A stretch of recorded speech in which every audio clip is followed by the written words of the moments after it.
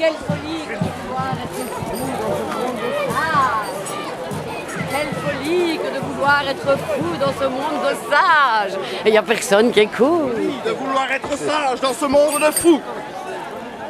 Quels que soient les propos que le monde tienne sur mon compte, Car nul n'ignore combien la folie est malfamée. il n'en est pas moins vrai que c'est moi, oui, moi seul, qui ai le pouvoir d'égayer les dieux et les hommes. Qui en réalité ne font qu'un. Ce qui le prouve hautement, c'est qu'à peine ai-je paru au milieu de cette nombreuse assemblée, qu'une gaieté vive et extraordinaire a brillé sur tous vos visages. Soudain, vos fronts se sont déridés. Vous avez applaudi par des rires si aimables et si joyeux qu'assurément, tous autant que vous êtes, vous me paraissez ivre du nectar des dieux. Oh, quant au sujet qui nous amène aujourd'hui devant vous, je vais vous le dire. Vous allez entendre un éloge, non d'Hercule ou de Solon, mais le mien propre, celui de la folie. Oh, je fais peu de cas de ces sages qui proclament que c'est le comble de l'impertinence et de la folie que de vouloir chanter ses propres louanges. Folie tant qu'ils voudront, pour autant qu'ils reconnaissent que cela me convient à merveille. Car quoi de plus cohérent que la folie chantant ses propres louanges et se faisant son propre chantre? De toute façon, ce proverbe est le mien. On a raison de se louer soi-même quand on ne trouve pas d'autres apologistes.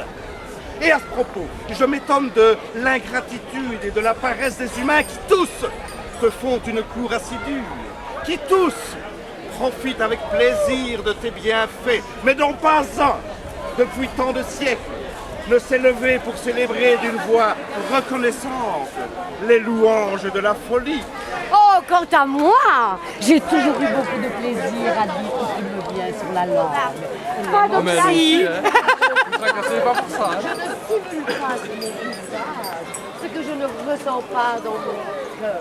Je suis partout semblable à moi-même, si bien que nul ne peut me cacher. Oh, il n'y a rien d'agréable sans l'assaisonnement de la folie.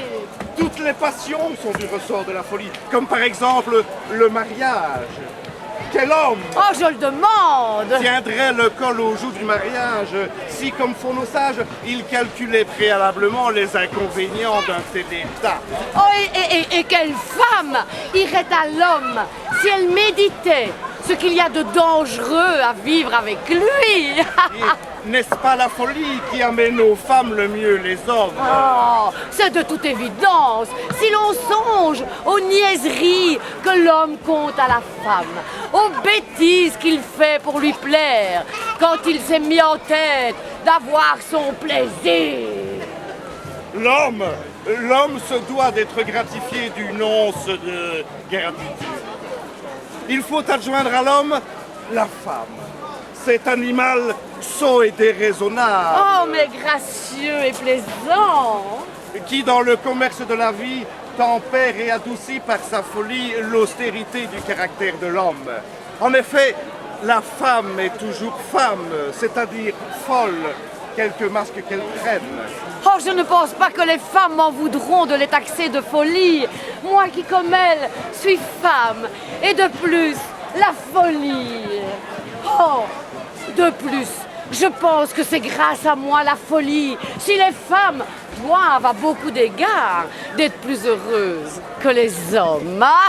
Mais dites-moi, s'aveugler, S'illusionner. fermer les yeux, Se méprendre sur les défauts de ses amis. aimer et admirer leurs imperfections les plus saillantes comme des qualités. Tout cela ne tient-il pas de la folie? Cet amant qui baise tendrement la verrue de sa maîtresse, ce père qui trouve de la finesse dans le regard louche de son fils, tout cela ne tient-il pas de la vraie folie? Oh, toutes les passions sont du ressort de la folie. Les politiques, il n'y en a pas ici. Quoi de plus insensé que de flatter le peuple pour une candidature, d'acheter ses suffrages, de pourchasser l'acclamation de tant de fous, de se complaire dans leurs acclamations, de se faire porter en triomphe comme une idole ou de se voir porter en statue. Oh, On atteint là le comble de la folie. Personne ne peut le nier, c'est le bon sens. Mais ne suis-je pas en train de faire comme ces pédants faiseurs de discours qui s'amusent à user d'une double langue comme les censures? Ils s'imaginent avoir accompli des chefs-d'œuvre en truffant leurs discours de mots grecs souvent incompréhensibles et hors sujet. Oh, mais qui font joli. Et si ces mots-là leur manquent, ils vont chercher dans de vieux livres pourris quelques vieilles formules susceptibles d'épasser la galerie et de jeter de la poudre aux yeux des auditeurs. Toutes les passions sont du ressort de la folie, comme les professeurs, Oh, quoi de plus calamiteux que cette race d'hommes faméliques et crapoteux, dans leurs écoles. ou plutôt leurs cachots cafardeux, Oh, que dis-je, leurs galères, leurs chambres de torture. où ils se décatisent devant une flopée de marmots et deviennent sourds à force de hurler. Et qu'importe de quoi ils gavent les marmots, ils réussissent par je ne sais quelle magie à se faire passer pour ce qu'ils ne sont pas devant ces mères écervelées et ces pères idiots. Le professeur, l'animal le plus malheureux de la terre, C'est grâce à moi, avouez-le. s'il n'échangerait son sort contre celui du seigneur de Franchimont. Oh, mais voilà longtemps que je m'oublie et que je franchis les limites. S'il vous semble que j'ai jasé avec trop de loquacité, songez que c'est la folie. Et que c'est une femme qui a parlé. Et rappelez-vous ce proverbe grec. Souvent un fou parle à propos. Par conséquent, portez-vous bien, applaudissez, Vivez, riez, dansez, buvez, vibrez, illustre adepte de la folie.